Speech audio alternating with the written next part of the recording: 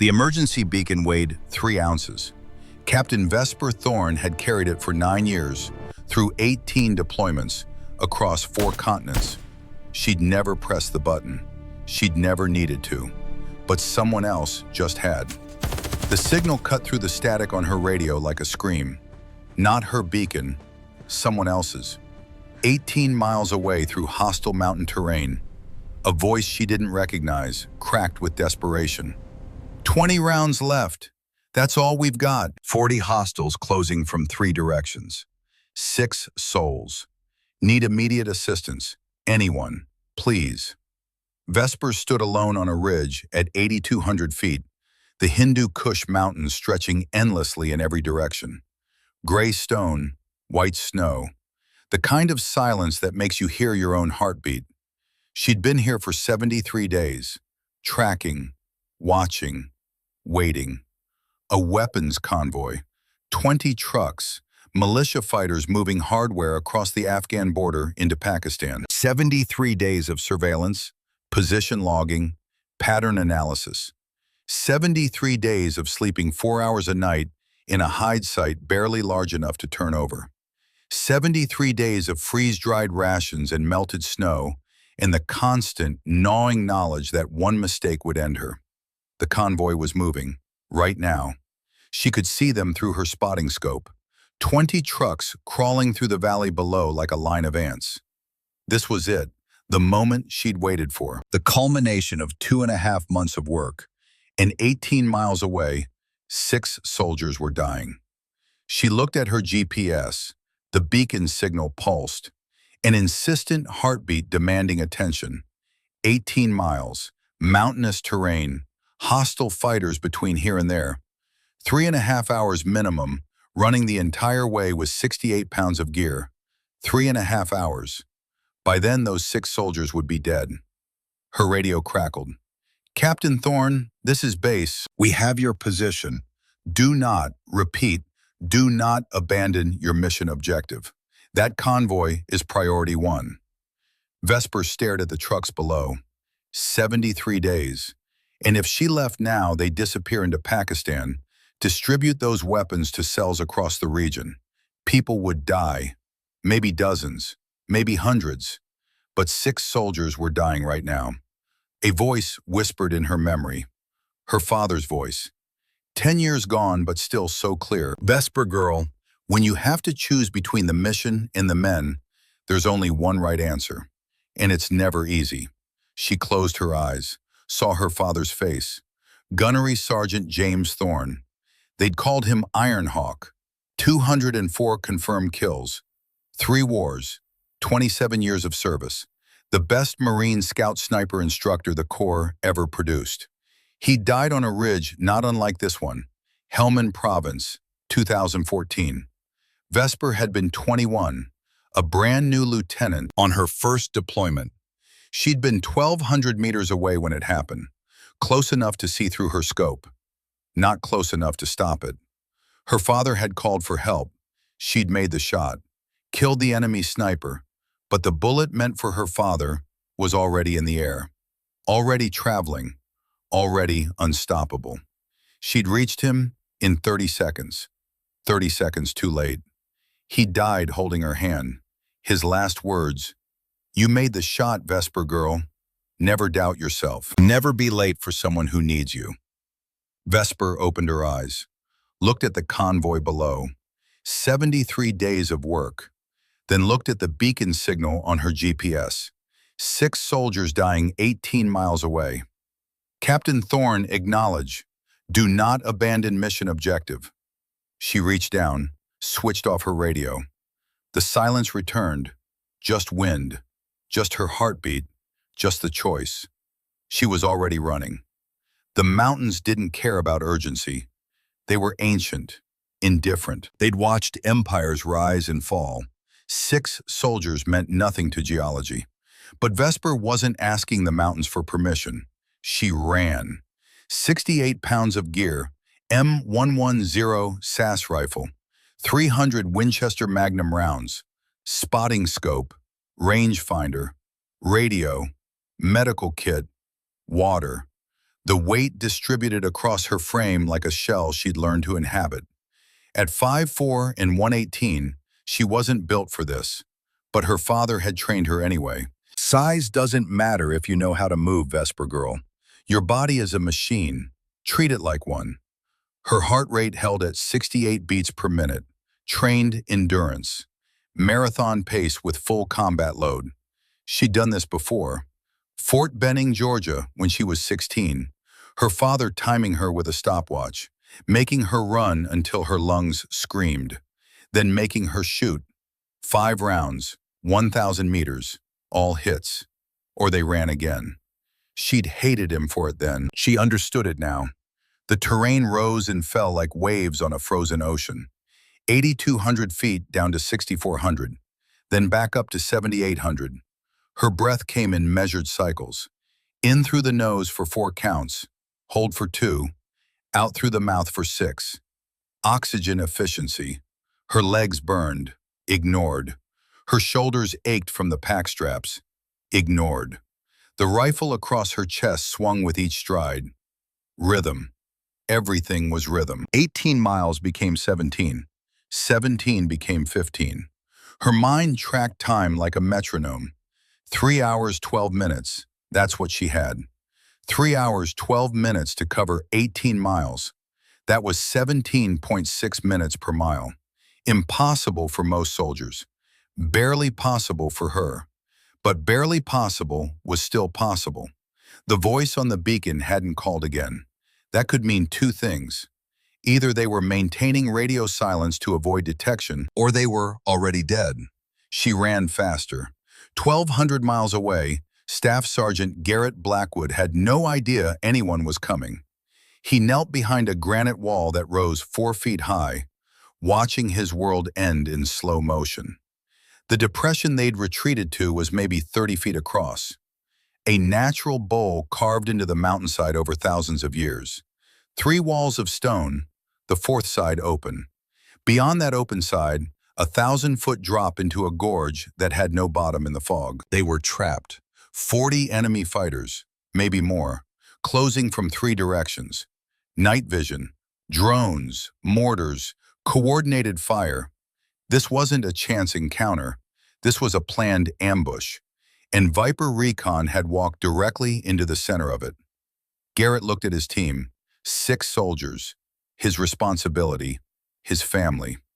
Corporal Sarah Kincaid lay against the eastern wall, blonde hair matted with blood and granite dust. Both hands pressed against Private Dylan Mitchell's side. Dylan was unconscious, had been for 20 minutes. The shrapnel from the RPG had found something important inside him, something that bled dark and fast. Specialist Troy Brennan crouched at the northern wall, M240 machine gun braced on its bipod. Big man, former college linebacker, the kind of soldier who stayed calm when everything went to hell. He'd already burned through most of his ammunition, 400 rounds gone, 60 left, maybe 3 minutes of fire if he was careful. Lance Corporal Nathan Callahan sat against the western wall, his left arm bent at an angle that made Garrett's stomach turn. Compound fracture. The bone hadn't broken through skin yet, but it was close. Nate held his pistol in his right hand. 15 rounds. His face was chalk white. His jaw clenched so tight the muscles stood out like cables. Specialist Jordan Webb huddled behind the southern wall, radio pressed against his ear. 20 years old. First deployment. The kid had joined the Army because his father had, because his grandfather had, because serving was what the men in his family did. Now he was listening to his own death approach on enemy radio frequencies. And then there was Garrett, 34 years old, 12 years in uniform, 2 deployments to Iraq, 3 to Afghanistan, enough firefights to lose count, enough close calls to know that luck eventually runs out. He'd made peace with his own death years ago. Any soldier who served long enough eventually did. But watching his team die, his people, his brothers and sister, that was something no amount of training prepared you for. How many? He asked. I count 40. Sarah's voice was steady despite everything. She was good at this, too good. Maybe more in the fog. They've got thermals. I saw 2 drones before everything went to hell. Garrett had noticed. The enemy knew exactly where they were. Every position they took became a target within seconds. The drones overhead fed real-time intelligence to whoever was running this operation. Every time they moved, the mortar fire adjusted. The mortars were walking closer. The first round had hit 20 meters south, the second 15 meters. The third had collapsed part of the southern wall. Nate had been using that section for cover when it exploded. The blast had picked him up and slammed him into the granite like a doll thrown by an angry child. The fourth round would be on top of them. Ammunition status, Garrett said. Troy didn't take his eyes from his sights. 60 rounds, last belt. Maybe 2 minutes worth if I'm smart about it. Be very smart about it. Always am, Sarge. Nate's voice was barely a whisper. 15 rounds, pistol. That's all I got.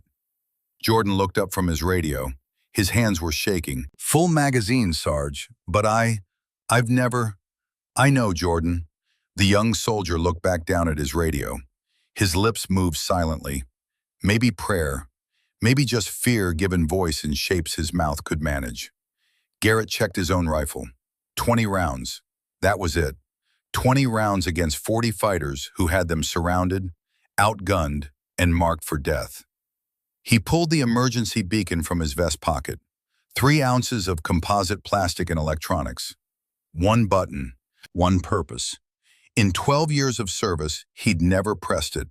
The beacon was a talisman of failure. The thing you use when everything else had gone wrong, when you'd exhausted every option, when death wasn't just likely, but certain. Everything had gone wrong. Megan, he said, then caught himself. Sarah. She looked up. Her hands were dark with Dylan's blood. I'm going to activate the beacon.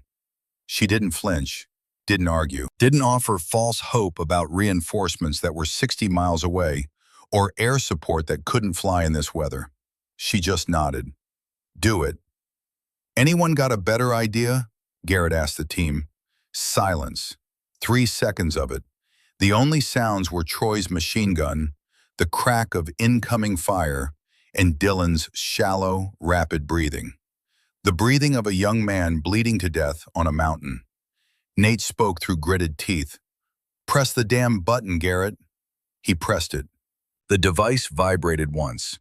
A brief, almost imperceptible tremor, then went still. No light, no sound, no confirmation beyond that single pulse. Somewhere in orbit, satellites were receiving the signal, bouncing it through encrypted channels, screaming into the void that 6 Americans were dying and needed help. Help that wouldn't arrive in time. His radio crackled. Viper Actual, this is base. We receive your beacon. QRF is scrambling. ETA 90 minutes minimum. 90 minutes. Garrett set the beacon on the ground, picked up his rifle, chambered a round he couldn't afford to waste. Then we make them earn it, he said. Every single one of us. Troy nodded without looking back. Nate chambered a round in his pistol. Jordan positioned his weapon with shaking hands. Sarah pressed harder on Dylan's wound with one hand and drew her sidearm with the other. And the enemy kept coming. The next 4 minutes were the longest of Garrett Blackwood's life. The mortar rounds found their range. The third impact hit the southern lip of the depression. The explosion came with a pressure wave that made his ears pop and his vision blur. Rock fragments the size of fists rained down. Sarah threw herself over Dylan's body. Garrett pressed flat against stone, tasting blood and granite dust. When he looked up, part of the southern wall was gone. Just gone, reduced to rubble and smoke. Nate, he called. I'm fine. But Nate wasn't fine. His already broken arm had slammed into the ground when he dove for cover. The lance corporal screamed, a raw sound torn from somewhere deeper than pain.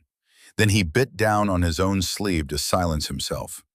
An enemy drone buzzed overhead, a small quadcopter with a thermal camera mounted underneath. It circled lazily, feeding their exact position to whoever was calling the shots. making them visible in the fog, turning them from soldiers into targets. Troy tracked it with his machine gun, fired a burst, missed. The drone dipped, circled, and returned to its orbit. "Forget the drone," Garrett ordered. "Focus on ground threats." "They're pushing the western approach," Sarah called. She'd moved to the edge of the depression, peering through her scope with a calm focus that made her the best shot on the team. "I count 20. Moving in tactical line. Professional spacing." Professional. That was the word that made Garrett's blood run cold. These weren't local fighters with rusty AKs and rage. These were trained soldiers. Real equipment, real discipline, real tactics. "Troy, shift fire west." The M240 swung. Troy opened up.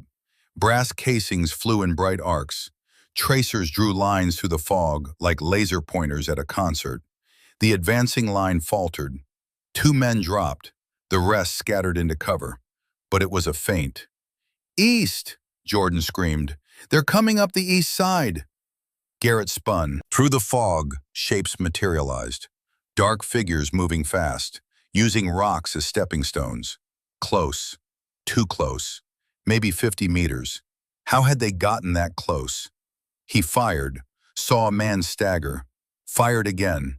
Another shape dropped. But there were too many. They just kept coming, like water rising, inevitable. "Nate, cover east with me." Nate crawled to his side, pistol extended in his one working hand. His face was gray. Sweat poured down his temples despite the cold. 15 rounds, he said. "That's all I got. Make them count." They fired together, slow, deliberate. Every round aimed, every trigger pull a decision. An enemy soldier appeared 20 meters away, rifle leveled.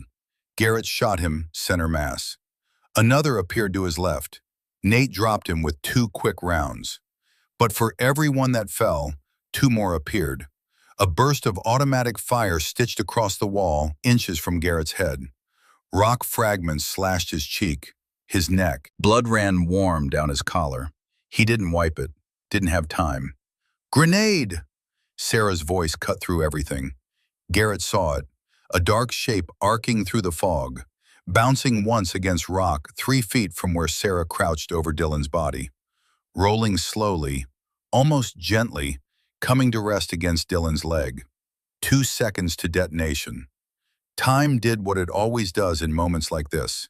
It stretched, broke apart into individual frames, each one sharp enough to cut. Sarah looked at the grenade, looked at Dylan beneath her, looked at Garrett, and threw herself over Dylan Mitchell's body. The explosion was white light and sound and pressure, a fist that punched up from the earth.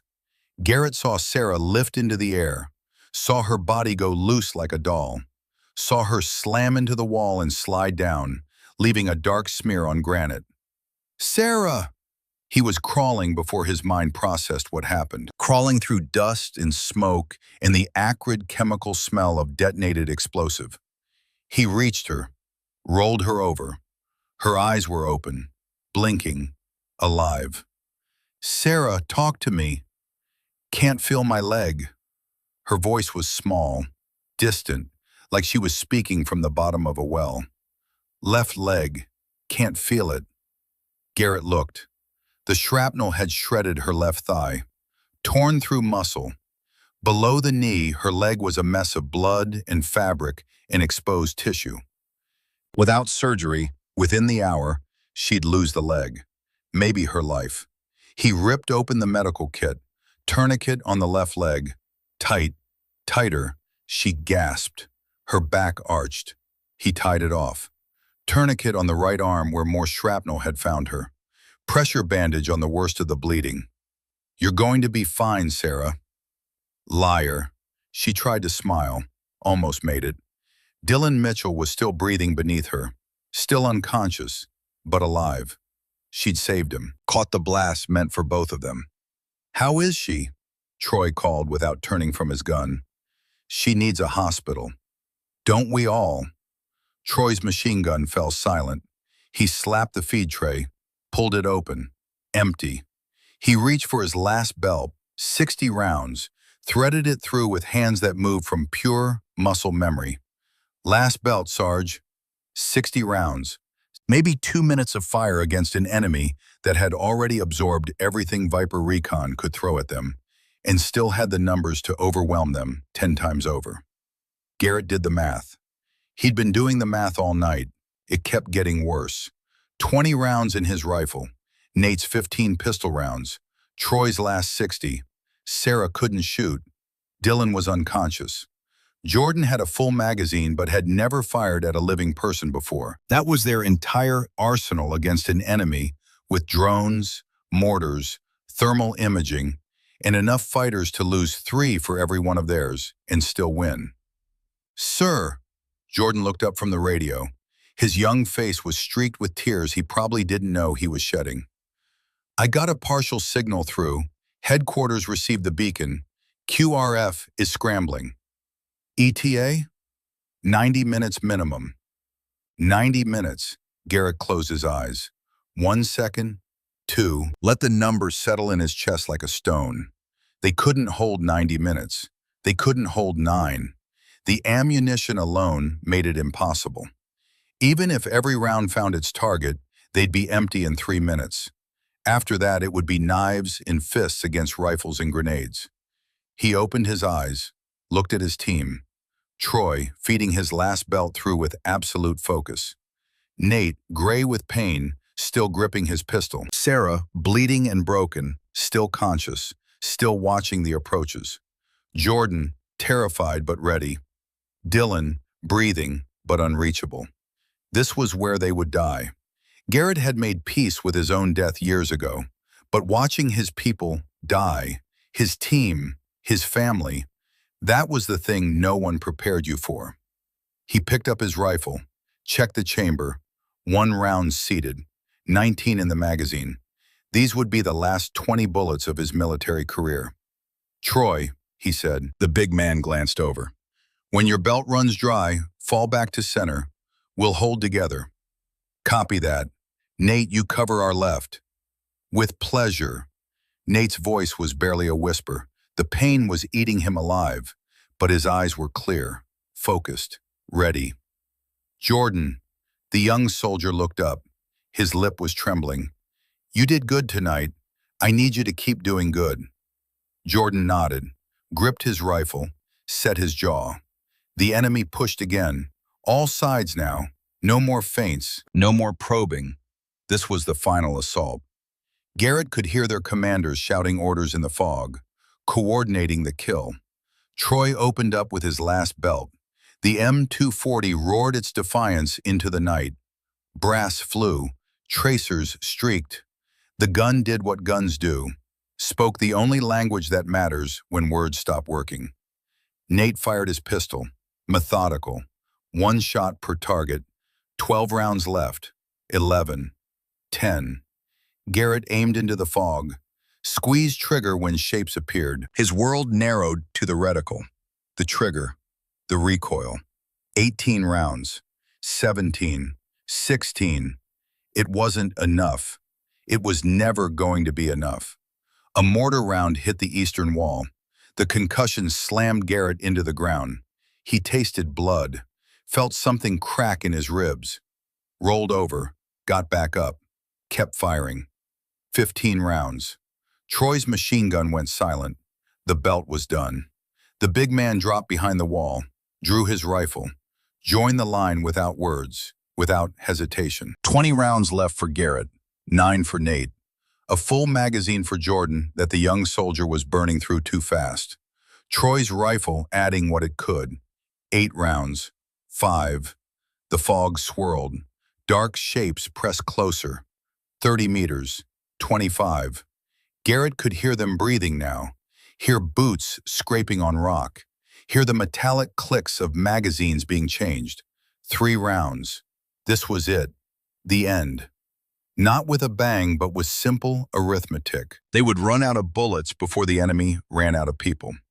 Then from somewhere in the darkness to the north, a single rifle shot split the night. The sound was wrong, different, distant, precise, utterly out of place. Not the crack of a Kalashnikov, not the boom of a battle rifle. Something else, something Garrett had never heard before. On the western approach, an enemy fighter dropped. No warning, no cry. He simply folded forward and hit the ground like God had reached down and turned him off. His squad mates froze. A second shot, a second body. Garrett stopped breathing. A third shot from a different angle. A fourth, impossibly fast. The enemy advance stuttered, stumbled, collapsed into chaos. Soldiers who'd been seconds from overrunning their position scrambled backward, diving for cover, screaming orders that no one was following because the man giving orders had just become the fifth body to hit the ground. "Who the hell is shooting?" Troy whispered. Garrett raised his scope toward the northern ridge. Nothing. Just rocks, fog, darkness. But out there somewhere in that darkness, someone was hunting, and they weren't missing. 6 shots in 40 seconds. 6 bodies on the ground. Garrett counted them through his scope. His heart slammed against his cracked ribs. Each kill was surgical. 1 round, 1 target, no wasted motion. Whoever was out there wasn't spraying and praying. They were executing a masterclass in precision violence. "You seeing this, Troy?" "I'm seeing it." Troy pressed his eye tighter to his scope, scanning the northern ridge. "But I'm not seeing who." A pause. Thermal's picking up a single signature. North Ridge, high ground, small build, light frame. Troy pulled back from his scope, his face caught between awe and confusion. "Sarge," he said slowly, "I think it's a woman." Garrett didn't have time to process that. The enemy's Western assault team, 15 fighters who'd been moments from pouring over their wall, had reversed direction entirely. They were dragging their dead backward, stumbling over each other, firing blindly at a ridge they couldn't see through the fog. Another shot cracked from the north. Another body dropped. Nate let out a sound that was half laugh, half sob. "That's 7. She just dropped 7 guys in under a minute." "Save the admiration," Garrett said, but his voice carried no conviction. Because he was admiring it. They all were. 7 shots, 7 kills, 40 seconds. And whoever she wasn't done. 1,247 meters away, Captain Vesper Thorne adjusted her scope and fired her 8th shot. The enemy fighter on the eastern approach jerked sideways. Fell. She worked the bolt. The spent casing ejected. Glinted once in the fading light. Fell to stone. She'd been running for 3 hours and 12 minutes. Arrived on this ridge 60 seconds ago. Set up her rifle. Acquired targets. Started killing. No hesitation. No doubt. Just the work. Her father had taught her this. How to arrive at chaos and immediately impose order. How to read a battlefield in seconds. How to prioritize targets not by proximity but by function. Spotters first, then snipers, then heavy weapons, then command. Infantry last, because infantry without leadership was just frightened people with guns. She'd killed their spotter first, the man with binoculars on the southern cliff. He'd been directing mortar fire. Now the mortars had gone quiet. Second kill, their sniper. North Ridge. He'd been covering the assault teams. Now the assault teams had no overwatch. 3rd through 7th, command element. The men shouting orders, coordinating fire, making decisions. Now no one knew what to do. 8th, a heavy machine gunner setting up to suppress the depression where the American team was trapped. She worked the bolt again, scanned for the 9th target. The wind had shifted. 12 miles per hour, right to left. Temperature 41 degrees. Altitude 7,800 feet. Her range to target varied between 900 and 1,400 meters, depending on which approach she was engaging. Every shot required different calculations, different adjustments, different holds. But the mathematics were simple. They were always simple. Wind drift, bullet drop, Coriolis effect at range, spin drift, air density, temperature, barometric pressure. Variables that would overwhelm someone thinking about them consciously. But Vesper wasn't thinking. She was calculating. And there was a difference. Thinking was conscious, slow, prone to error. Calculating was muscle memory. 10,000 hours of practice compressed into instinct. Her body knew the corrections before her mind could articulate them. She saw target number 9, a radio operator, calling for reinforcements probably. He was crouched behind a boulder, only his head and shoulders visible. 1,112 meters, moderate wind, difficult but manageable. She adjusted elevation, held 2 MOA left for wind, let her breath settle into the natural pause between exhale and inhale. The moment when her body was most still, squeezed the trigger. The rifle punched back into her shoulder. Already sore from 49 previous shots over 3 days, the bruise under her skin was deep, purple, bleeding in places. By the time this was over, her rotator cuff would need surgery. Small price. The radio operator dropped. Vesper worked the bolt, scanned. Target 10. Below her, she could hear the enemy radio chatter. They were speaking Pashto. She understood enough. Ghost sniper. Unknown position. How many shooters? Just one. It's impossible. The ghost that eats bullets. That phrase made her smile. Barely. Brief. But it was there. The ghost that eats bullets. Her father would have liked that. She found target 11, prepared to fire, then felt the bullet impact 2 feet to her right. Rock chips exploded, stung her face. She dropped flat instantly. Years of training overriding conscious thought. Someone was shooting back.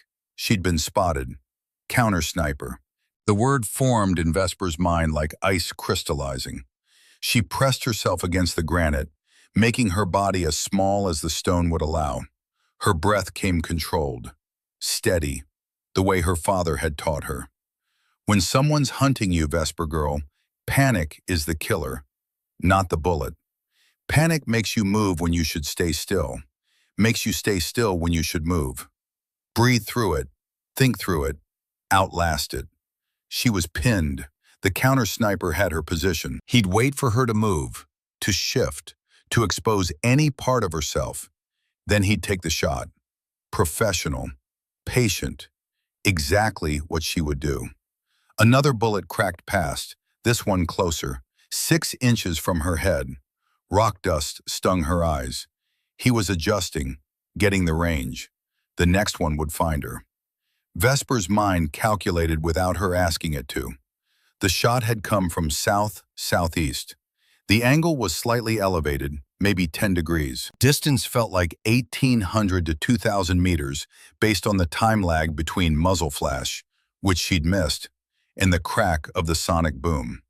Long shot, very long, beyond most rifles' effective range, which meant he was good, very good, and he had quality equipment. She had maybe 90 seconds before he dialed her in completely. The enemy assault teams below had stopped advancing.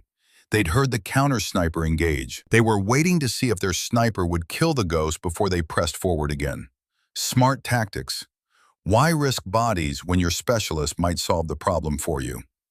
Vesper's right hand moved slowly, glacially, toward a rock the size of her fist, 3 feet to her right. Her fingers closed around it. Cold granite, sharp edges. She waited, counted her heartbeats. 64 per minute, elevated but controlled. She threw the rock hard. It sailed 10 feet to her left, struck another boulder, ricocheted with a sharp crack that echoed off the cliffs. The counter-sniper fired instantly. The bullet hit the false position. Exactly where a person would be if they'd moved left for a better angle. He'd taken the bait. Vesper saw his muzzle flash, south cliff, behind a cluster of boulders. 1,912 meters. She knew this because she'd memorized this terrain during her 3-hour run, had marked every position, every hide site, every natural sniper nest. He was in position Charlie 7. She'd noted it 90 minutes ago. Good visibility, good cover, good escape route. Also predictable. She had 2 seconds before he realized his mistake. 2 seconds before he shifted back behind full cover. Vesper rose to a knee, brought her rifle up, found him in her scope. There, 1,912 meters, wind 14 miles per hour, gusting. He was partly obscured by the boulder, only his head and right shoulder visible as he worked his bolt. The math flooded through her nervous system like electricity. Range, 1,912 meters. Bullet drop, 487 inches. 40.5 feet, the height of a 4-story building. Her bullet would arc like a rainbow to reach him. Wind, 14 miles per hour quartering from right to left. At this range, that would push the bullet 22 inches left. But the wind was gusting. Every 18 seconds, it kicked up to 18 miles per hour for 3 seconds, then dropped back to 12. She had to fire during the lull. Coriolis effect. At this range and latitude, the Earth's rotation would deflect the bullet 2.3 minutes of angle right. Spin drift. Her barrel had right-hand rifling. The bullet would spin right, causing drift. 1.6 MOA right at this distance. Temperature, 41 degrees. Cold, dense air. Slower bullet velocity. She needed to compensate. Altitude, 7,800 feet. Thin air, less drag. Faster velocity. Contradictory to temperature. The two effects partially canceled each other, but not completely. Net elevation, plus 142 minutes of angle. Net windage, 18 inches left for wind, 6 inches right for Coriolis in spin drift, 12 inches net left, and the target was moving. Working his bolt, getting ready to fire again, getting ready to kill her. Time of flight, 2.9 seconds. She had 1.5 seconds before he would duck behind full cover. She counted the wind gusts in her head. The pattern had been consistent. Gust at 0 seconds, 8 seconds, 16 seconds. Lull at 3, 11, 19. She'd last heard a gust 6 seconds ago. 2 more seconds. Her finger rested on the trigger. 3.8 pounds of pressure. She'd know when it broke. She always knew. 1 second. The wind dropped. She felt it on her face. 12 miles per hour. The smell of stone and cold air and her own sweat. Her world contracted to the reticle. The trigger. The breath. She fired. The rifle slammed back. Her shoulder screamed. The bruise that had been building for 73 days tore deeper. She tasted copper. Adrenaline or blood, she couldn't tell. Didn't matter. 2.9 seconds. She watched through her scope. Didn't blink. Didn't breathe. The bullet traveled at 2,800 feet per second, climbing, arcing, fighting gravity and wind in the spin of the Earth itself. At 1 second, it reached its apex, 40 feet above the barrel, high enough to clear a house. At 2 seconds, it began to fall, accelerating back toward Earth. At 2.9 seconds, it arrived. The counter-sniper's head snapped back. His body went loose. He fell from his position, tumbling down the cliff face. She watched him fall 200 feet, watched him hit the rocks below. The sound reached her 3 seconds later, a wet thud that echoed once and died, dead before he hit the ground. Vesper was already moving, rolling right, coming to her feet, sprinting 20 yards to a new position. Her legs burned, her lungs screamed. Her shoulder felt like someone had driven a railroad spike through it. By the time the enemy fighters processed what happened, their sniper killed, the ghost still alive. She was 400 meters from where she'd fired. She dropped behind a new boulder, set up her rifle, hands moving from pure muscle memory. Acquire sight picture, check wind, breathe. Target 12. The enemy radio traffic exploded into chaos. She could hear it even without her radio. Voices screaming across the valley. She killed him. How? That's impossible. Where is she? She moved. How did she move? Panic. Beautiful, devastating panic. The kind that made soldiers stop thinking tactically and start thinking about survival. About going home. About anything except staying and dying on this mountain. Vesper fired. Target 12 dropped. An enemy fighter who'd been trying to coordinate the Eastern assault team. He fell without a sound. Worked the bolt. The spent casing ejected. Brass glinting once in the fading light before disappearing into shadow. Target 13. A machine gunner setting up on the western approach. 500 meters. Crosswind. Moving target. Lead 4 feet. Hold for wind. Fire. He fell. Bolt. Acquire. Fire. Target 14. Below in the depression she could hear the American team. Their voices carried in the cold air. Exhaustion and wonder mixed together. She won the duel. In 20 seconds and relocated. Who is she? Good question. She didn't have time to answer it. Target 14 went down, then 15, then 16. The enemy assault broke completely. Professional soldiers became frightened men. They'd signed up to fight Americans. They hadn't signed up to fight a ghost who killed from positions they couldn't see at ranges they couldn't match. They retreated, dragging their dead when they could, leaving them when they couldn't, running south through the gorge, back toward whatever base camp they'd come from. Vesper let them go. For now, she had different priorities. She scanned the battlefield through her scope, counted bodies, 26 enemy confirmed killed, maybe more she couldn't see through the fog. 3 assault teams scattered, command structure destroyed, mortar teams silent, sniper eliminated. The immediate threat was neutralized, but then she heard it. Diesel engines, low and grinding, the sound of heavy vehicles climbing mountain roads, the sound of a problem that bullets couldn't solve. Reinforcements. She switched her radio to the American team's frequency, listened. Contact South Valley. I can see headlights. 2. No, 3 vehicles. That was the big man, Troy, the one with the M240. Lead vehicle is technical with mounted gun. Second and third are APCs, armored personnel carriers. 8-wheeled Soviet-era designs. Lightly armored but effective against small arms. Carried troops. Mounted machine guns. Behind them, a pause. She could hear the dread in his voice even from 1,200 meters away. BTR-80. Cannon traversed forward. They're coming straight up the main road. BTR-80. The nightmare. 14.5 millimeter autocannon. Thermal imaging. Enough armor to laugh at rifle fire.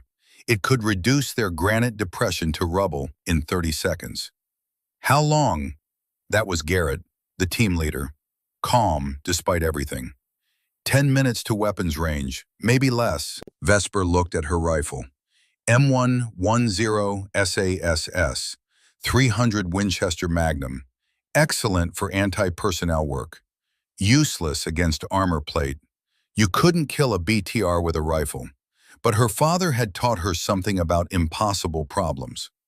Armor is a shell, Vesper girl, hard on the outside, but inside, still just men, still just fuel, still just systems that can break.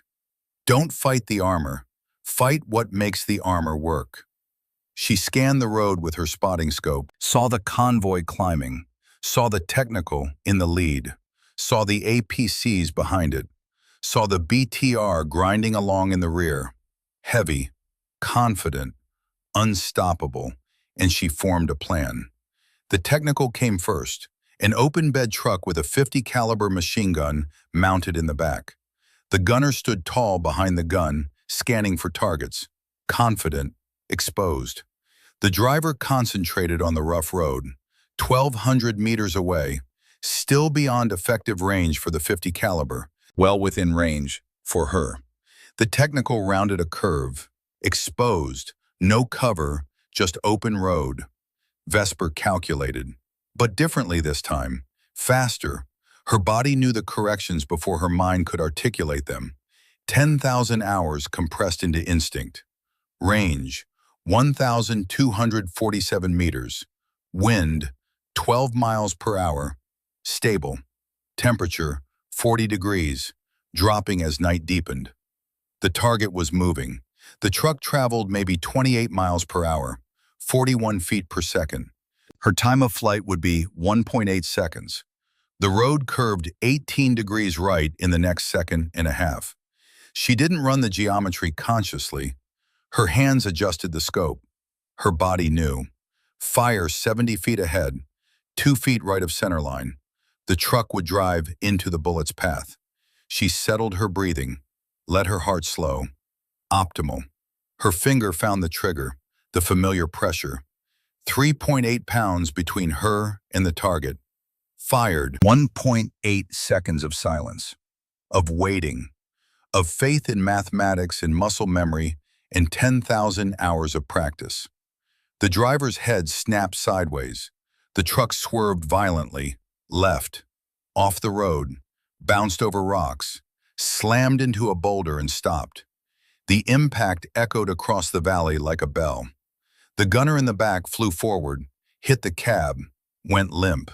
His body draped over the 50 cal like a discarded coat. 2 shots, 2 kills, 1 vehicle neutralized. The APCs accelerated. Their commanders had seen the technical die.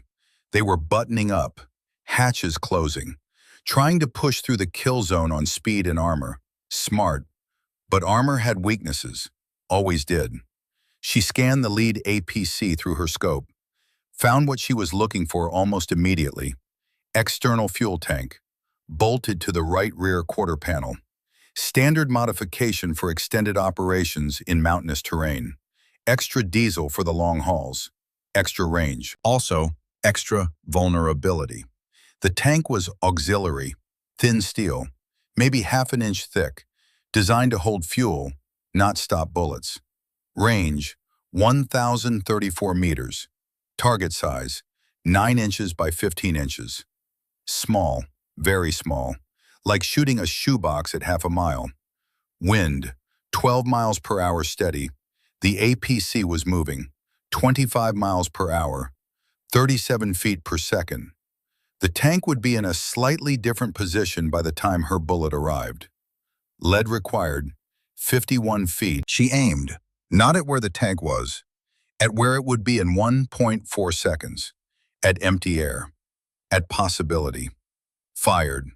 The rifle barked, the bullet flew, invisible, inevitable. 1.4 seconds later, diesel sprayed across the APC's engine compartment. Black smoke erupted. The vehicle lurched like a wounded animal. Slowed. Stopped. The engine died with a cough that sounded almost human.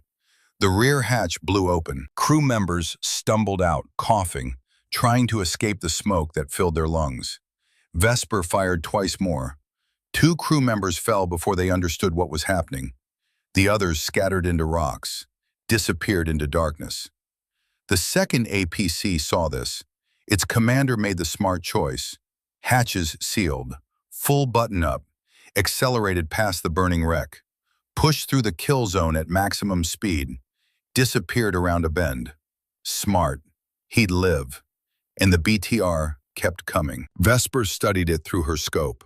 The beast, 8 wheels, sloped armor, turret rotating slowly, scanning for targets it couldn't see.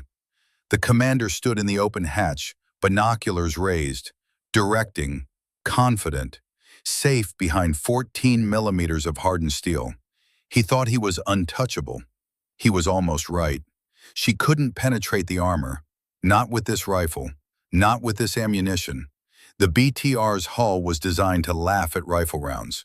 Her bullet might scratch the paint, might leave a mark, but it wouldn't penetrate. But the commander was flesh. The problem, the hatch was partially covered by the turret. Only a small window was visible, maybe 22 inches by 16 inches. The opening through which the commander could see and direct. A narrow gap. A difficult shot even under perfect conditions. From her current angle, she couldn't make it. The turret blocked the shot completely. She needed a higher position. A steeper downward angle so the bullet would come down into the hatch instead of trying to thread through the narrow window at a flat trajectory. She checked the terrain, found what she needed. A peak 800 feet higher, to the northwest. steep, nearly vertical in places. 15 minutes of climbing for a normal person. She had 4 minutes before the BTR reached weapons range of the American team. Vesper slung her rifle, started climbing. 68 pounds of gear, injured shoulder that screamed with each pull-up. Adrenaline wearing off, exhaustion setting in like fog. 3 hours of running, followed by 51 shots fired, followed by a sniper duel, followed by this. Her body was screaming, begging her to stop, to rest, to acknowledge that she was human and humans had limits. She ignored it. Pain is just information, Vesper girl. Your body telling you it wants to stop. You don't have to listen. Pain is temporary. Failure is permanent. Hand over hand, boot wedged in crack. Push up, reach, grab, climb. The stone was cold against her palms. Her fingers cramped. Her legs shook. 4 minutes became 3. She climbed faster. 3 became 2. Her lungs burned. Each breath tasted like copper and exhaustion. Her shoulder felt like someone was driving a spike through it with each pull-up. The rotator cuff was tearing. She could feel it, small fibers snapping like guitar strings pulled too tight. She climbed faster. 1 minute left. She reached the peak, dropped behind a boulder, set up her rifle. Her hands were shaking. She forced them still, willed them steady through pure discipline. The BTR was 1,200 meters away now. Closer. The commander still stood in the hatch, still scanning with binoculars, still confident, still safe, still wrong. Below, she could hear the American team preparing for the worst. We can't fight that thing. Maybe she can. Maybe. Maybe not. But she would try. New range, 1,689 meters. Slightly farther due to the additional height. Angle, 28 degrees downward. Steep, very steep. The bullet would arc up, then plunge down into the hatch like a falcon diving. Wind at this height, 16 miles per hour. Swirling. Valley thermals made it unpredictable. She could feel it on her face, taste it. Cold air rising from the valley floor. Warm air descending from the peaks. Turbulence. Temperature, 38 degrees. This was beyond normal engagement parameters. Downward angle, this steep changed everything.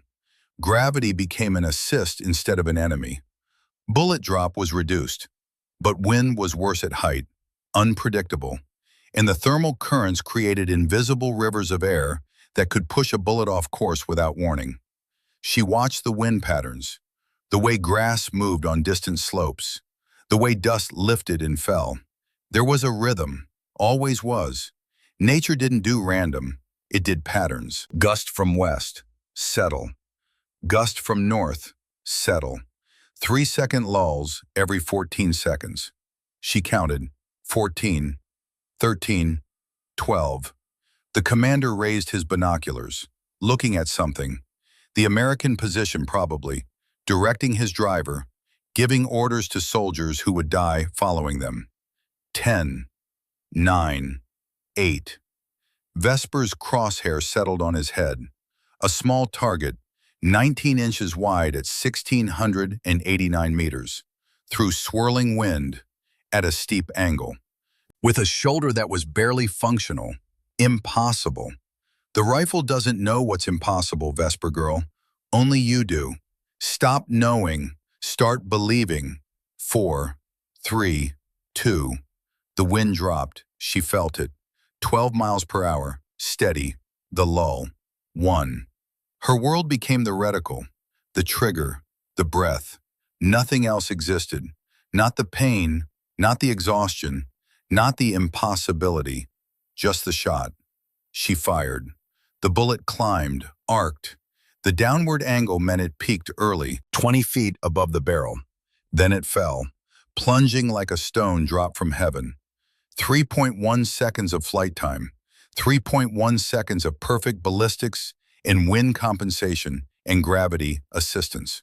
The commander jerked, his body pitched forward, caught on the hatch rim, arms dangling inside, blocking the hatch from closing. His binoculars fell, tumbled down the side of the BTR, hit the road, shattered, dead. The BTR stopped. Just stopped. No commands from above. No eyes to direct the crew inside. The cannon traversed on its last programmed arc, pointing at nothing, searching for targets that didn't exist. Vesper watched through her scope. The dismounted infantry, maybe 15 men who'd been using the vehicles as cover, stood confused, looking at the BTR, looking at the ridge where she'd fired from, looking at each other. Their armor was dead. Their commander was dead.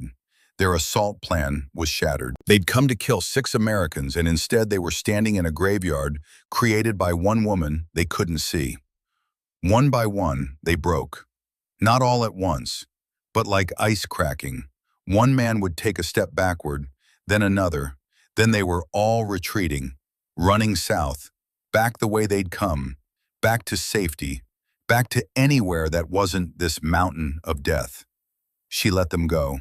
She'd killed enough for one night. Vesper slumped against the boulder. Her shoulder was on fire, not metaphorically, actually on fire. She'd felt the rotator cuff tear completely on that last shot, the one that killed the BTR commander. Something deep inside had given way, snapped like a rubber band pulled too tight for too long. She could barely move her right arm now. Just lifting the rifle would be agony.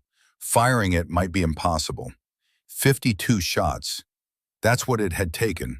52 shots to destroy an enemy force, stop an armor column, and save 6 American soldiers she'd never met. Her father would have done it in 30. But her father was dead, and she was alive. And so were those 6 soldiers in the depression 1,200 meters below. That would have to be enough. She heard new sounds now. Different engines, lighter, higher pitched, the distinctive whop, whop, whop of rotor blades cutting cold mountain air. Helicopters.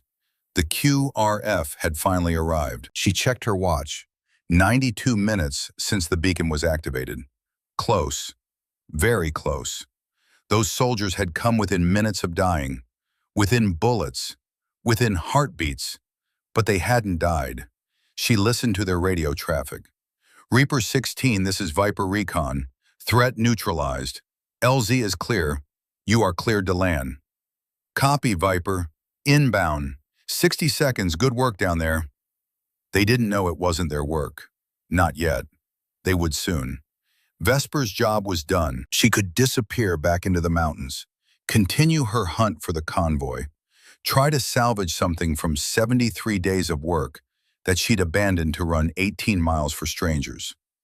But then she thought about her father, dying on a ridge while wondering if anyone was coming, wondering if anyone had heard his call, wondering if he mattered enough for someone to risk everything. These soldiers had heard someone coming, but they didn't know who. They didn't know that anyone had answered their call. For all they knew, the enemy had simply retreated by chance, by luck, by the randomness of war. She wouldn't let them wonder. You're not late this time, Vesper girl. You're here. Now let them see you. Let them know someone heard, someone came, someone cared enough to run 18 miles and fire 52 shots and tear their shoulder apart for 6 strangers. Vesper stood. Her legs protested, cramped, exhausted. Her shoulder screamed. She ignored all of it. Started down the mountain, toward the depression, toward the 6 soldiers she'd saved, toward the moment when the ghost would become real. Time to let them see. The descent took 22 minutes. Steep terrain, loose rock, injured shoulder that made balance difficult. Every step was a negotiation between gravity and will, between pain and purpose. By the time she reached the base, the helicopters were landing in the flat area below the depression. Rotor wash blasted the fog aside. Medics were already moving. She approached from the north, emerged from the fog 20 meters from their position. 6 soldiers, 5 standing, 1 on a stretcher being loaded. They saw her. Staff Sergeant Garrett Blackwood stood at the front, 34 years old, 12 years of experience written in his face like scars. He was bleeding from a dozen cuts, favoring his left side where ribs were probably cracked, but he was on his feet. His rifle was in his hands. His eyes were clear. He saw her and straightened. Vesper stopped, 20 meters away, close enough to talk, far enough to maintain tactical spacing. Old habits died hard. Never died at all, really. Viper Recon, she said, not a question, a statement. She knew who they were, had been listening to their radio traffic for 90 minutes. That's us, Garrett said. His voice was hoarse, exhausted, but steady. For the last time, that's us. She studied them, taking pride. Step, you assess. His were shaking. Hers weren't. Give the coagulant to your corporal. Now. It'll buy her 30 minutes. The antibiotics are for your private.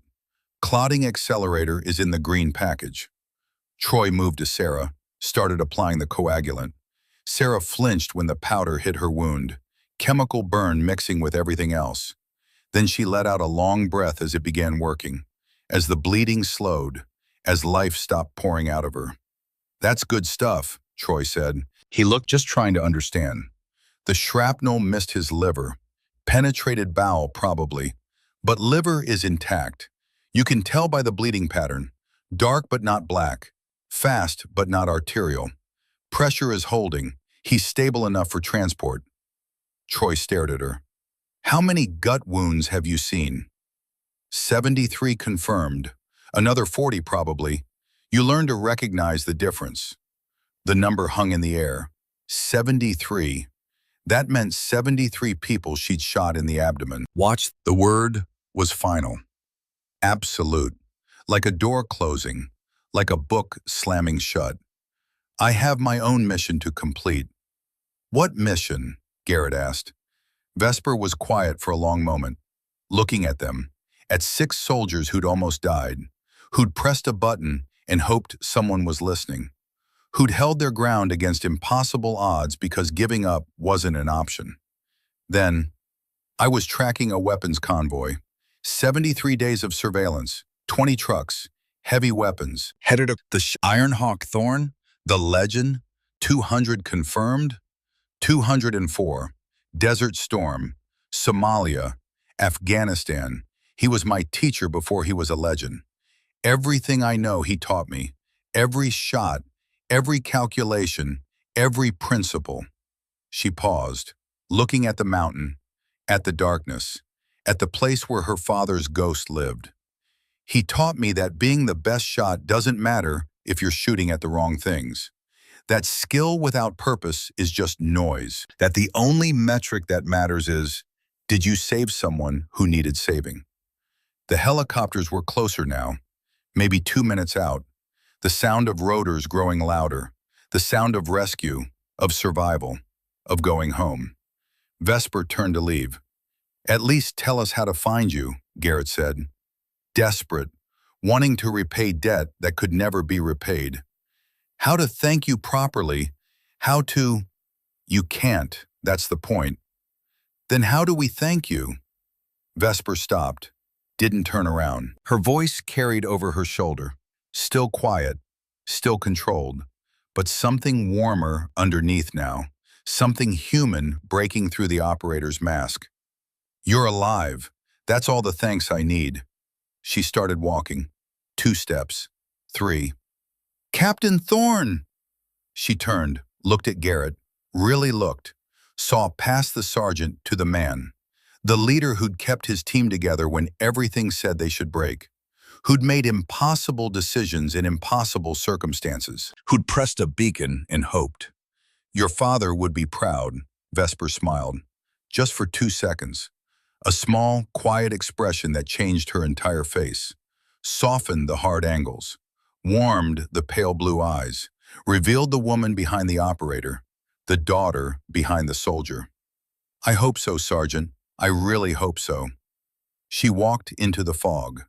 10 steps, 20, the mountain swallowed her, like she'd never been there, like she'd been nothing more than a ghost story told around fires, a legend that couldn't possibly be true. Except 6 soldiers had seen her, had watched her walk away, had the medical kit in their hands, had the proof. Garrett stood watching the empty space where she'd been. "Did that just happen?" Jordan whispered. "Yeah," Garrett said. He looked down at the medical kit in his hands, at the coagulant that was saving Sarah's leg, at the antibiotics that would keep Dylan alive until surgery. Physical proof of something impossible. It happened. The helicopters landed. Rotor wash blasted the fog aside. Medics swarmed Sarah and Dylan. Stretchers materialized. IVs went in. Professional efficiency, life-saving machinery in motion. But Garrett kept looking north, at the ridge where she disappeared, at the darkness that had swallowed her. Somewhere up there, a woman with pale blue eyes and 52 confirmed kills in 90 minutes was climbing back into the darkness, returning to a mission she'd abandoned to save 6 strangers, returning to work that would never appear in any report, to a war that had no witnesses, to a life lived in the spaces between what governments acknowledged and what actually happened when someone pressed a button and hoped. And he would never see her again. But he would remember. They all would, for the rest of their lives. Because some people change your world in 90 minutes and disappear before you can say the words that matter. The words he should have said. "Thank you for not being late. Thank you for hearing us. Thank you for running 18 miles when you could have stayed safe. Thank you for giving up 73 days of work. Thank you for 52 shots that saved 6 lives. Thank you for being someone who answers when strangers call for help." But she was already gone. And maybe she didn't need to hear those words. Maybe she already knew. The rotor wash faded, the helicopters lifted, carrying wounded soldiers toward hospitals and surgery and life. 6 people who'd been dead 90 minutes ago. 6 people who'd been given another chance because someone decided that a beacon call mattered more than a mission. That lives in front of you mattered more than objectives on a map. The mountain returned to silence. Just wind, just stone, just the memory of shots fired in darkness. And somewhere in that darkness, a ghost named Wren was already moving, already calculating, already preparing for the next impossible thing. Because that's what ghosts do. They haunt the places where people die, and they make sure those people don't die after all. 3 days felt like 3 years. Staff Sergeant Garrett Blackwood sat in a windowless room at Forward Operating Base Iron Ridge, his cracked ribs wrapped tight beneath his uniform, his face stitched in 4 places where rock fragments had opened the skin. His hands rested on the metal table in front of him. They still carried a faint tremor, the kind that comes from sustained adrenaline, followed by the crash, the kind that takes weeks to fade. Across from him sat a colonel he'd never met. Silver hair, sharp eyes, the patient expression of a man who'd spent 25 years separating lies from truth, fear from fact, reality from the stories people told themselves to make sense of chaos. Colonel David Morrison, Pentagon liaison, Vesper's commanding officer, though Garrett didn't know that yet. "Your after-action report is unusual, Sergeant Blackwood." "Yes, sir." Morrison tapped the tablet in front of him. "You claim that a single, unidentified operator eliminated approximately 28 hostile combatants, disabled 3 armored vehicles, won a counter-sniper engagement at extreme range, neutralized an anti-air position, and then disappeared without debriefing." "That is correct, sir." And this individual identified herself only as Captain Vesper Thorne, call sign Wren. "Yes, sir." The colonel set down the tablet, leaned back, studied Garrett the way a surgeon studies an X-ray, looking for what's broken beneath the surface. "There is no operator with that name or call sign in any unit assigned to this theater, Sergeant. We've checked with JSOC, SOCOM, every Special Operations Command within 3,000 miles, CIA Special Activities Division, even reached out to Allied forces, British SAS liaison, Australian SASR. Morrison paused. "Nobody has an operator matching your description conducting operations in the Hindu Kush region." Garrett said nothing. He'd expected this, known it was coming, prepared for it the moment Vesper had walked away into the fog. Your team has been interviewed separately, Morrison continued. Corporal Kincaid from her hospital bed, Specialist Brennan, Lance Corporal Callahan, Specialist Webb, even Private Mitchell, once he regained consciousness. Their accounts are identical, word for word, detail for detail. The colonel stood, walked to the far wall. His boots echoed in the empty room. Which means either you all experienced the same hallucination brought on by combat stress, or you coordinated a story, or, he turned, you're telling the truth. Garrett met his eyes. We're telling the truth, sir. Then explain to me how one person, operating alone, without support, without coordination with friendly forces, managed to produce this kind of result. Morrison gestured at the tablet. 28 confirmed enemy KIA. 3 armored vehicles destroyed or disabled. Command structure eliminated. Assault teams scattered. ABTR-80 commander killed from a position that required climbing 800 vertical feet in 4 minutes while injured. A counter-sniper engagement won at 1,900 meters in high wind. He leaned forward, hands flat on the table. The mathematics don't work, Sergeant. Not for one person. Not in 90 minutes. Not in those conditions. Garrett thought about how to answer. How to make someone believe something they hadn't seen. How to describe precision that bordered on supernatural. Skill that defied conventional understanding. Sir, I can only tell you what I witnessed. Captain Thorne arrived on station and immediately began engaging targets. Her shot placement was surgical. 1 round per target. No misses that I could observe. She prioritized command elements first, then support weapons, then infantry. She moved positions after every 3 to 5 shots, made herself untraceable. Garrett paused, remembering. When enemy armor arrived, she didn't try to penetrate it. She went after weak points, fuel tanks, exposed crew. She eliminated the BTR commander from an elevated position that she'd climbed to specifically for that shot. Everything was calculated, deliberate, professional. And then she left. Yes, sir. She provided medical supplies, confirmed our casualties were stable, and departed to continue her own mission. Morrison returned to his seat. What mission? She said she'd been tracking a weapons convoy for 73 days, that she abandoned the surveillance to respond to our beacon. 73 days solo reconnaissance? That's what she said, sir. The colonel was quiet for a long moment. Then, is there anything else you want to add to your report, Sergeant Blackwood?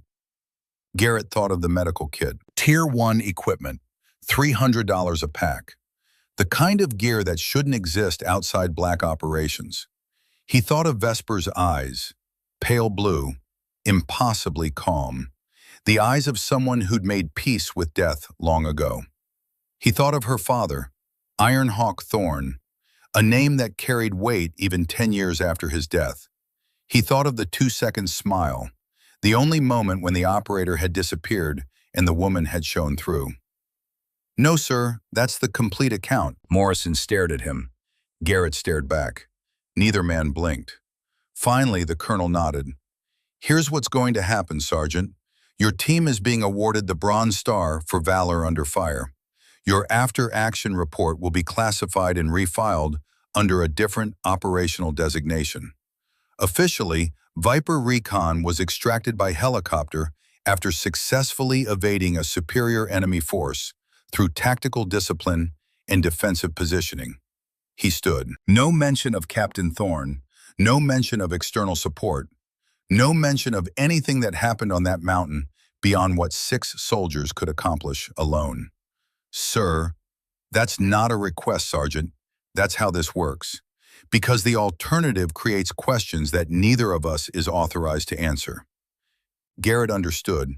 Some truths were too large for official channels. Some people operated in the spaces between what governments acknowledged and what actually happened in the dark corners of the world, where missions had no names and operators had no records, and success was measured in lives saved that no one would ever know about.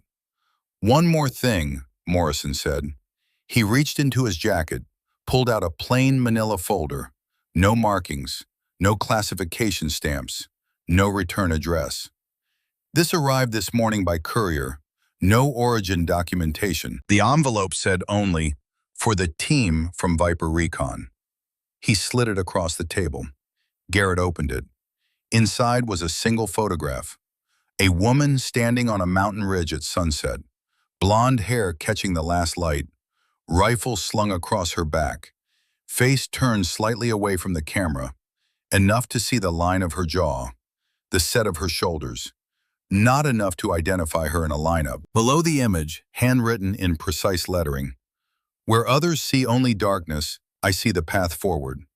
No signature, no name, just those words in the image. Garrett's throat tightened. His eyes burned in a way that had nothing to do with the dust and smoke of 3 days ago. This was proof. Not for the file, not for the colonel, for them. For 6 soldiers who needed to know she was real. That the night on the mountain hadn't been fever dream or hallucination or the mind's desperate invention of hope where none existed. She'd sent proof, evidence, a gift. "Keep it or don't," Morrison said quietly, "but understand that officially she doesn't exist. This photograph proves nothing. Photographs never do in this business." "She exists, sir. This proves it." "Does it? I see a woman on a mountain. Could be anyone. Could be anywhere. Could be photoshopped." In the intelligence world, Sergeant, belief requires more than images. It requires documentation, witnesses, paper trails. Morrison moved toward the door, stopped, turned back. His expression had changed. The interrogator was gone. In his place was something older, something that looked like a man who'd carried his own secrets for too many years. "If she's real, and I'm not saying she is, then she chose to save your team at significant personal risk. She violated her mission parameters, compromised her own safety, did all of that for strangers." He paused. "In my experience, people who make that choice don't do it for medals or recognition. They do it because something inside them won't allow them to do otherwise. That kind of person deserves to be remembered, even if it's only by the people she saved." "We'll remember, sir, every day." Morrison nodded once, opened the door, left without another word. Garrett sat alone with the photograph, studied every detail. The way she stood, the rifle, the mountains behind her, the sunset, the words. "Where others see only darkness, I see the path forward." That was her, exactly her. Someone who saw solutions where others saw impossibility, who saw duty where others saw suicide, who saw 6 soldiers worth saving when command saw acceptable losses. He carefully placed the photograph back in the folder, stood, his ribs screamed. He ignored them, walked through the base until he found the medical tent where his team was waiting. They'd gathered without being asked. Even Sarah in her wheelchair, left leg elevated, right arm in a sling. Even Dylan, who'd checked himself out of intensive care against every doctor's order. His side was bandaged, his movement stiff, but he was upright, present, breathing. Troy sat on a cot. Nate leaned against a support pole, his arm now in a proper cast. Jordan sat cross-legged on the floor, hands folded like he was praying. All of them breathing, all of them alive. Garrett pulled out the photograph, held it up without words. Nobody spoke. They didn't need to. Troy leaned forward, studying it with the intensity he brought to everything. Nate closed his eyes briefly, then opened them wet. Jordan reached out and touched the edge of the photo gently, as if it might dissolve. Sarah took it from Garrett's hands, held it in her lap, ran her thumb across the handwritten words at the bottom. "Where others see only darkness," she read aloud, voice soft, "I see the path forward." Dylan stared at the photograph. His eyes were bright with something between wonder and grief. "That's her. That's really her." "That's her," Garrett confirmed. "She told me nobody saved my life, Dylan said quietly. Told me Sarah saved my life. The grenade. But she saved all of us. And then told me to thank someone else. She was deflecting, Sarah said. That's what she does. Saves people and then disappears before anyone can say thank you. Who does that? Dylan asked. The question hung in the air. Genuine.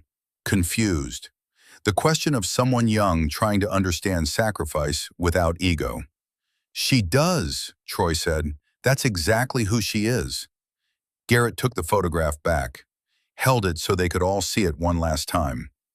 Someone's going to ask us what happened on that mountain, someday, somewhere, at a bar, at a reunion, at a family dinner. They'll ask how Viper Recon survived against 40 fighters with no ammunition and no support. He looked at each of them. We tell them the official story: superior positioning, fire discipline, enemy mistakes. We tell them we were lucky and we were good and we held our ground. And the truth? Nate asked. The truth stays here, between us. 6 people and a photograph and a name that doesn't exist in any file. Jordan spoke quietly, almost reverently. Ren. They repeated it, all of them together. Ren. The name hung in the air like a prayer, like a promise, like a debt that could never be repaid but would always be carried. Garrett tucked the photograph into his jacket pocket. He'd carry it there for the next 14 years, through 2 more deployments, through promotion to master sergeant, through retirement, through marriage and fatherhood, and the long nights when the mountain came back to him in dreams. He'd carry it until the edges were soft, and the image was faded, and the handwriting was almost too faint to read. But he'd memorized the words the moment he first saw them. They were burned into memory deeper than any scar. Where others see only darkness, I see the path forward. The team stood together, 6 soldiers who shared a secret that would bind them for life. They'd scatter eventually, different units, different bases, different chapters of different stories. Troy would make sergeant major, lead his own platoon, retire after 25 years with a chest full of medals and a back full of shrapnel. He'd never speak about the night on the mountain, but he'd think about it every time he held a rifle, every time he made a long shot, every time the math said something was impossible and he did it anyway. Nate would leave the Army after his enlistment ended, open a woodworking shop in Vermont with one arm that never bent quite right. He'd build furniture, teach apprentices, live quiet. But every year on the anniversary, he'd set his tools down, look north toward distant mountains, and whisper thank you to someone who couldn't hear him. Jordan would become a communications officer, teach young soldiers how to keep trying the radio when every frequency was jammed, how to maintain discipline when chaos screamed, how faith sometimes looked like pressing a button and hoping someone was listening. He'd never tell them about the beacon, but he'd think about it every time someone called for help. Sarah would return to full duty after 18 months of physical therapy, lead her own recon team, retire as a first sergeant with 22 years of service. She'd never speak about throwing herself on a grenade, about waking up to find someone had saved them all while they lay bleeding. But she'd teach her teams about sacrifice without glory, about doing the right thing even when no one would ever know. Dylan would serve 3 more deployments, return home, marry, have a daughter, name her Grace, because Grace was what he'd been given on a mountain when he didn't deserve to die. He'd tell his daughter bedtime stories about heroes, about people who ran toward danger while others ran away. He'd never mention the mountain, but she'd see something in his eyes when he talked about heroes, something that looked like memory and gratitude and awe. And Garrett would carry the photograph and the debt and the knowledge that someone he'd never see again had fundamentally changed his understanding of what was possible, of what duty meant, of what one person could accomplish when every rule said it couldn't be done. They'd meet once a year, every year, same day, a restaurant in Montana, small place, good food, the kind of diner where truckers and ranchers ate breakfast at 4 in the morning. They'd order coffee and pie and sit at a table for 7. The 7th chair would always be empty. A glass of water always sat in front of it. Nobody would ask who the chair was for. They'd all know. In somewhere in mountains they'd never see, in operations they'd never hear about, in the quiet spaces between what governments admitted and what actually happened in the dark, a woman with blonde hair and pale blue eyes would be moving. Still watching, still calculating, still choosing to answer beacons that weren't meant for her. Still running toward danger because something inside her couldn't do otherwise.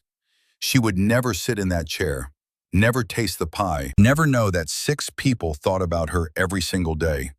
But she didn't need to know.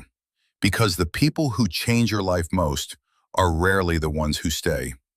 They're the ones who appear in your darkest moment, do what no one else can, and disappear before you can say the words that matter. Vesper never needed their words. She'd already heard them in the beacon signal, in the way they'd held their ground, in the fact that 6 soldiers had refused to die on a mountain that wanted them dead. That was enough. That was always enough.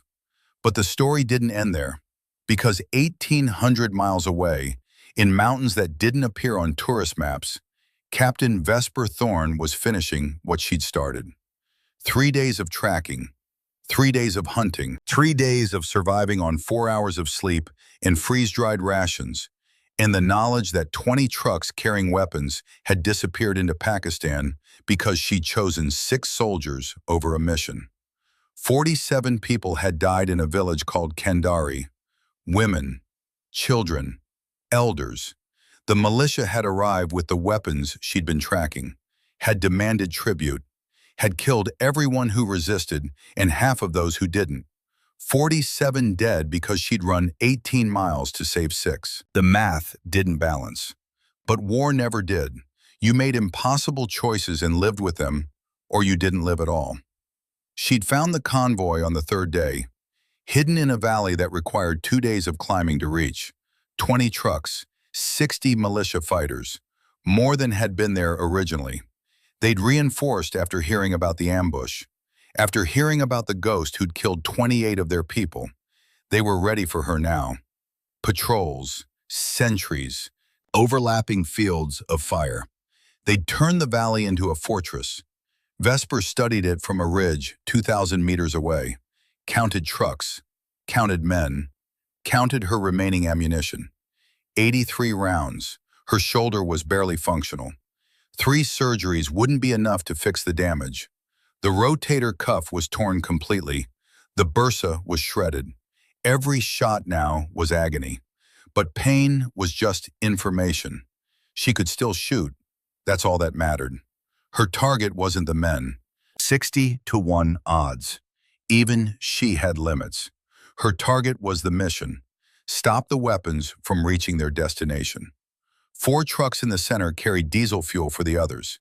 If those trucks burned, the convoy couldn't move, couldn't deliver. Mission kill without killing all 60 fighters. She settled into position, set up her rifle, began the mathematics. For 72 hours, she waged a siege. 1 woman against 60. She didn't fight fair. She fought smart. Night 1, 12 shots, 4 fuel trucks and 8 drivers. All fuel trucks burning by midnight. The convoy immobile. The militia furious. 30 fighters spread out to search for her. She evaded, relocated, waited. Day 2, 8 shots, 8 hunters who'd gotten too close. The militia called for reinforcements, for helicopter support, for anything that could find the ghost. Night 2, she destroyed their communications equipment, 2 radio trucks burning. They couldn't coordinate with the helicopter gunship that arrived at dawn. Day 3, the militia commander stood in the open, directing operations, trying to salvage the mission, trying to move weapons on foot if necessary. He was 1,847 meters away, over a mile, beyond her rifle's rated maximum effective range, beyond what most snipers would even attempt. Vesper calculated anyway. Range, 1,847 meters. Wind, 18 miles per hour, variable.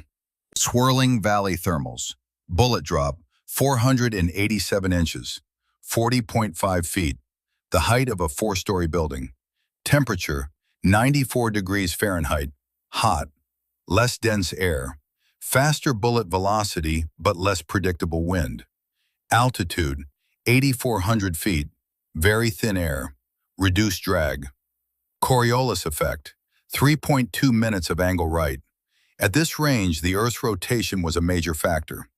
Spin drift, 2.1 MOA right. Barometric pressure, 21.8 inches of mercury, very low pressure.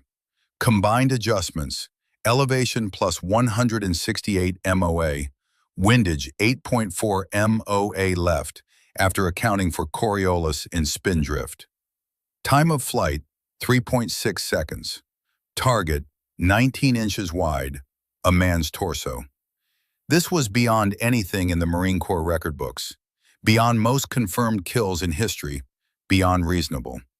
But her father had taught her something. The rifle doesn't know what's impossible, Vesper girl. Only you do. Stop knowing, start believing. She stopped knowing, started believing, set her breathing, 62 beats per minute, exhaled to the natural pause, the moment between breaths when the body was most still. Trigger press.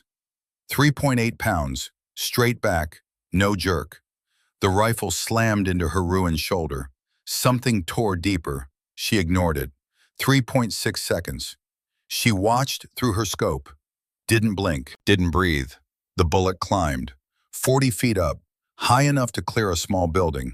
Then it fell, arcing down like artillery, like the fist of God reaching down through 3.6 seconds of flight time to deliver judgment. The militia commander jerked, stumbled, fell, center mass, through the heart, dead before he hit the ground. The militia collapsed, without fuel, without communications, without leadership. They abandoned the trucks, scattered into the mountains, ran for their lives. The weapons would rot in that valley, rust, become useless. They'd never reach their destination. Mission complete. Vesper collapsed behind her rifle, exhausted, injured beyond what field medicine could address, but alive and successful. Both missions finished.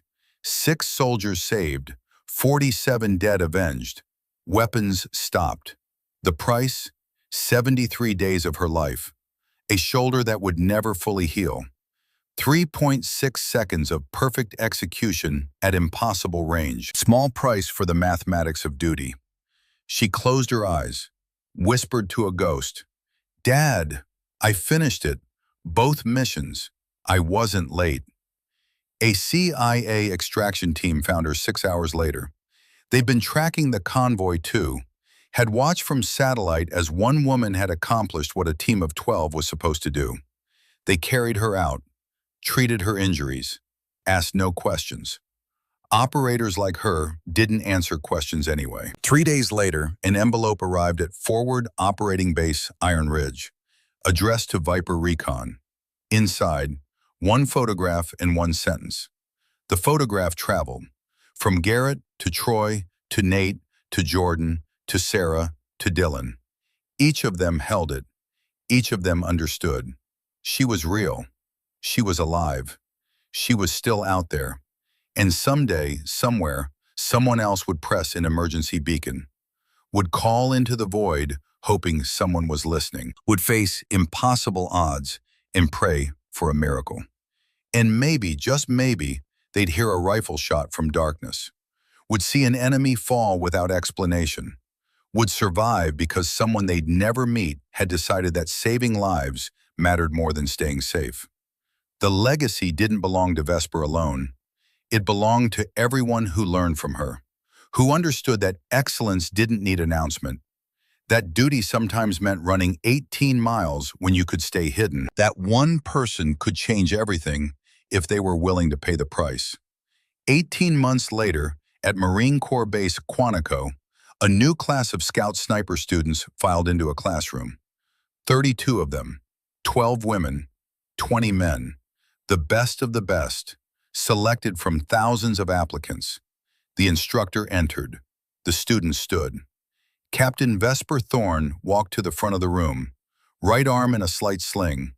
Permanent damage from 73 shots fired in 3 days. 3 surgeries hadn't fully repaired it. 4th surgery scheduled for next year. She'd never shoot at competition level again, but she could still teach.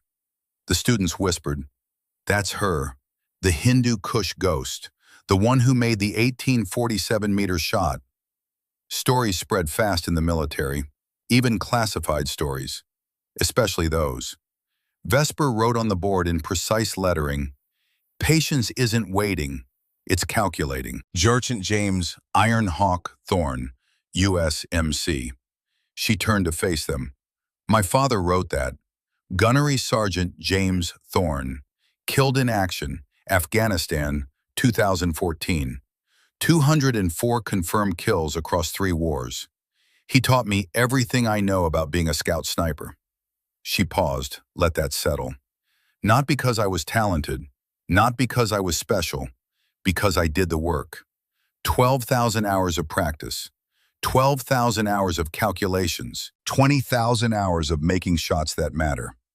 A student raised her hand, young, maybe 22, eager. "Ma'am, what makes a shot matter?" Vesper was quiet for a long moment, thinking about 6 soldiers in a depression, about 47 civilians in a village, about impossible choices made in darkness. "The shot that matters most," she said finally, "is the one that saves a life you can see. Not one you might save later, not one that advances your career, not the one that makes you famous, the one that saves a life. Right now, in front of you, when everyone says it's impossible." Another student, male, older, maybe prior service. "Ma'am, how do you live with the ones you can't save?" Vesper looked at him, really looked, saw the weight he was carrying, the guilt, the faces he saw when he closed his eyes. "You don't," she said quietly. "You carry them, every single one. They become part of your calculations. Every technique I teach you, every adjustment I share, every principle I pass on. It's so you'll be better prepared than I was. So maybe you won't face the same impossible choices. So maybe you'll find a way to save both when I only saved one." She moved to the window, looked out at the range where her father had taught her to shoot 20 years ago. "That's why we teach, so the next generation does better than we did, so they carry forward what we learned. So when they face darkness, they see the path forward, because someone before them walked it and left markers." The room was silent, 32 students absorbing the weight of what she'd said, understanding that becoming a scout sniper wasn't just about marksmanship. It was about carrying forward a legacy of precision and duty and sacrifice. "You want to be scout snipers?" Vesper asked. "Then understand this. The rifle is a tool. The mathematics is method. But the choice of which shot to take, that's character. That's what separates snipers from killers. Mission from murder. Legacy from loss." She turned back to face them. "My father chose to save his Marines. It cost his life. I chose to save 6 soldiers. It cost 47 civilians and 73 days of work, and a shoulder that will never fully heal. You will face impossible choices. The question isn't what can you hit? The question is what should you hit? And sometimes the answer is, I don't know, but I'll do my best and live with the consequences." The students nodded, some understanding immediately, others would understand later. After their first impossible choice, after their first time carrying a decision that had no right answer, Vesper picked up her rifle from the desk, the same M110 SAS she'd carried in the Hindu Kush, the same weapon that had fired 73 shots in 3 days, that had killed at 1,847 meters, that had saved 6 lives and avenged 47 deaths. "Tomorrow we go to the range. Today you learn why." Class dismissed. The students filed out, talking quietly, processing, beginning to understand what they'd signed up for. Vesper stood alone in the empty classroom, looked at her father's words on the board, remembered his voice, his lessons, his sacrifice. That evening she drove to the range, waited until everyone left, set up her rifle at the 1,800-meter line, the farthest target, the one most students wouldn't attempt for months. She settled into position.